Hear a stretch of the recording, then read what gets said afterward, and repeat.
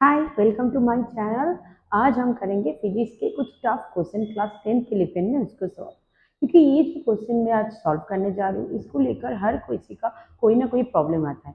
मैंने यहाँ पे तो एक ही एग्जांपल लिया है, बट इस वीडियो में इसी टाइप के जितना भी क्वेश्चन आता है सबको हम सॉल्व करेंगे। तो शुरू करते हैं आज के question number 1। What will be the effect in resistance if we increase the length by stretching.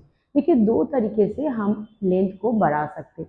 एक एक कंडक्टर के साथ दूसरे एक कंडक्टर को ऐड कर दिया, या फिर इस कंडक्टर को हमने क्या किया है, स्ट्रेच किया। स्ट्रेच करना मतलब कंडक्टर के लेंथ बढ़ चुका है, और लेंथ बढ़ चुके इसके मतलब इसका एरिया ऑफ क्रॉस सेक्शन कम हो जाता है। चलिए एक ड्राइंग से हम समझते हैं इस चीज को।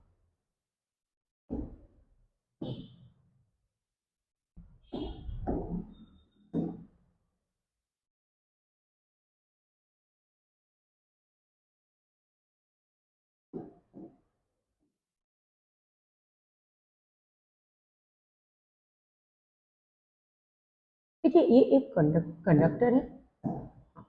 ये एक कंडक्टर है। इसको किसको क्या बोलते हैं ये भी पहले हम जान लेते हैं। ये वाला जो पार्ट है इसको बोलते हैं लेंथ ऑफ द कंडक्टर, और ये वाला जो पार्ट है जो सर्कुलर दिख रहा है इसको बोला जाता है cross section area of the conductor. आपने सुना होगा रेजिस्टेंस कौन कौन से फैक्टर के ऊपर डिपेंड करता है। प्रीवियस वीडियो में मैंने इसके ऊपर बात की थी, जहाँ पे मैंने कवर की थी कि कितना पढ़ने पे आप फिजिक्स में एक अच्छा नंबर ला सकते हैं क्लास 10th में। तो इसके उस वीडियो पे मैंने बोली थी कि जो लेंथ होता है वो direct proportional with the resistance and cross section area के साथ इनवर्सली प्रोपोर्शनल होता है। यही होता है वो क्रॉस सेक्शन एरिया। ये जो क्रॉस सेक्शन एरिया है ये दिखने में सर्कुलर है, तो हम बोल सकते हैं कि सर्कुलर के जो एरिया है वो इसका क्रॉस सेक्शन एरिया है। ये बात हमें समझ आ रहा है। अगर इसको मैं लेंथ को स्ट्रेच करूँ मैंने इसको बढ़ाओ, खींचू, तो क्या होगा, लेंथ हमारा बढ़ जाएगा। ये हो सकता है क्वेश्चन पे दिया हुआ 2 टाइम्स, 3 टाइम्स, 4 टाइम्स। जैसे जैसे लेंथ बढ़ता जाएगा क्रॉस सेक्शन एरिया क्या होता जाएगा, कम। मतलब अगर आपने कोई स्टिक को लिया जिसको हम खींच सकते हैं, तो स्टिक का जो क्रॉस सेक्शन एरिया है वो धीरे धीरे क्या होता जाएगा, कम होता जाएगा। और क्योंकि उसका लेंथ बढ़ता जाता है। अच्छा बताइए कि ये क्यों होता है। देखिए, उसमें वॉल्यूम हमारा कांस्टेंट रहता है, तो लेंथ अगर बढ़ेगा तो एरिया हमारा कम होगा, और एरिया अगर बढ़ेगा तो लेंथ हमारा कम होगा। बस इस कंसेप्ट को आपको याद रखना है। वॉल्यूम कांस्टेंट होगा। वॉल्यूम कब कांस्टेंट होता है, जब हमने कोई लेंथ को या फिर कोई एक्स्ट्रा वायर को हमने ऐड नहीं किया। अगर ऐड करेंगे तो वॉल्यूम तो भी चेंज हो जाएगा, तब केस अलग होता है। हम अभी ये बात कर रहे हैं कि एक कंडक्टिंग वायर को अगर हम खींचेंगे तो उसके लेंथ पे क्या आएगा, चेंजेस आएगा, लेंथ बढ़ जाएगा और एरिया कम हो जाएगा। तो हम मान लेते हैं कि लेंथ हमारा डबल हो गया। तो हम फॉर्मूला में आते हैं। पहले हम करेंगे इनिशियल रेजिस्टेंस कितना था, तो R is equal to rho L by A. ये कौन सा केस है, इनिशियल, जब हमने कोई स्ट्रेचिंग नहीं किया, ये इनिशियल वाला केस है। ठीक। अब फाइनल में हमने लेंथ को कर दिया डबल। कैसे किया, फिर से बोलूं, बाई स्ट्रेचिंग, खींच कर किया। तो स्ट्रेचिंग करने से लेंथ तो बढ़ गया। अब लेंथ बढ़ जाएगा तो क्रॉस सेक्शन एरिया में इफेक्ट आएगा और रेजिस्टेंस में भी इफेक्ट आएगा। बट एक बात का ध्यान रखिएगा, रेजिस्टिविटी में कोई इफेक्ट नहीं आएगा। जो रेजिस्टिविटी होता है, जो रो से हम डिनोट करते हैं, वो सिर्फ temperature and nature of the material के ऊपर ही डिपेंड करता है। तो ये बात आपको ध्यान रखना, क्योंकि ये वाला क्वेश्चन भी बहुत कॉमन क्वेश्चन है क्लास 10th के लिए, सीबीएसई के लिए, कि रो के में क्या इफेक्ट आएगा। तो बच्चे क्या लिखते हैं, रो का सॉल्व करने लग जाते हैं। रो इस सब के ऊपर डिपेंड करता ही नहीं है। रो तो कुछ और के ऊपर डिपेंड करता है। रो तो डिपेंड करता है टेम्परेचर के ऊपर, रो तो डिपेंड करता है नेचर ऑफ द मटेरियल के ऊपर। ठीक है। तो हम अब सेकेंड केस में आते हैं, फाइनल केस में, जहाँ पे हमने लेंथ को बढ़ा चुके हैं। तो R dash is equal to, rho के जगह पे रो ही है, एल मैंने डबल कर लिया है, लेंथ को मैंने खींचकर डबल किया। जैसे 5 है तो 10 कर दिया, 10 है तो 20 कर दिया, ऐसा डबल कर लिया। तो यहाँ पे हो जाएगा 12। अब आपको लगेगा लेंथ को ही तो मैंने बड़ा किया, एरिया को थोड़ी ना बड़ा किया, बट यहाँ पे हो जाता है गलत।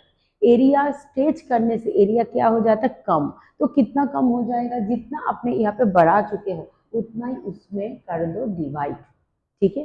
तो R dash is equal to हो जाएगा रो, 2 ऊपर चला जाएगा तो हो जाएगा 4L बाई ए।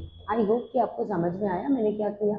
अगर आपको कोई भी जगह पे डाउट हो तो आप मुझे कमेंट कीजिए कि इस वाले पार्ट में समझ नहीं आया, या फिर मुझे बताने के लिए मैं फिर से इसके ऊपर वीडियो बनाऊंगी। तो हो गया R dash is equal to 4 बाहर कर दिया मैंने, रो एल बाई ए। अब रो एल बाई ए के वैल्यू ऑलरेडी आपके पास है, कितना है, आर। तो हमने लिखा R dash is equal to 4r। समझ आया बात है? ये क्या हो रहा है कि लेंथ अगर बढ़ाने से रेजिस्टेंस कितना बढ़ेगा, लेंथ अगर डबल बढ़ाया तो रेजिस्टेंस क्या हो जाएगा, 4 टाइम्स बढ़ जाएगा। क्लियर है बात है? अब ऐसा ही एक केस हम करेंगे, अगर लेंथ को कम करते तो क्या होता, तो देखिए क्या होता है। आई होप कि यहाँ तक आपको क्लियर है। तो नेक्स्ट केस में हम चले जाते हैं। देखिए नेक्स्ट केस क्या होगा, लेंथ को हमने कर दिया रिड्यूस। कितना रिड्यूस किया, लेंथ पहले एल था उसको हमने कर दिया l/2। तो रिड्यूस करने से क्या होता है, तो फिर से वही केस है, हम पहले से लिख के रखेंगे। और प्लीज़ लिख कर करिए कि आपने इनिशियल केस में क्या था, फाइनल केस में क्या है, ये आप लिख कर करिए, तो सामने वाले को समझ में आएगा कौन सी लॉजिक लगा रहे हो। देखिए एमसीक्यूज हो तो कोई प्रॉब्लम है ही नहीं, बट अगर आपके क्वेश्चन पे आता है तो आपको लिख के करना बहुत ज़रूरी होता है। इवन उसके साथ ड्राइंग भी कर दीजिए तो और अच्छी बात है। तो R is equal to rho l/a।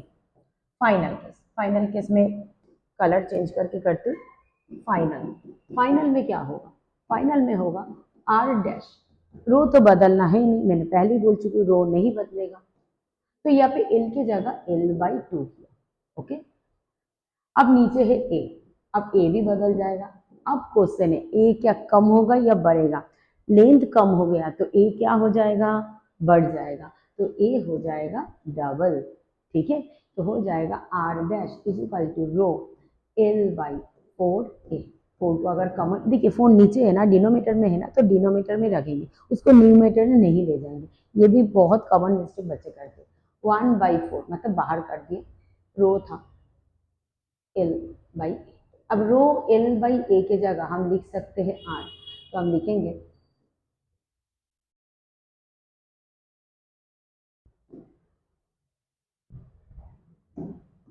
r dash is equal to r/4।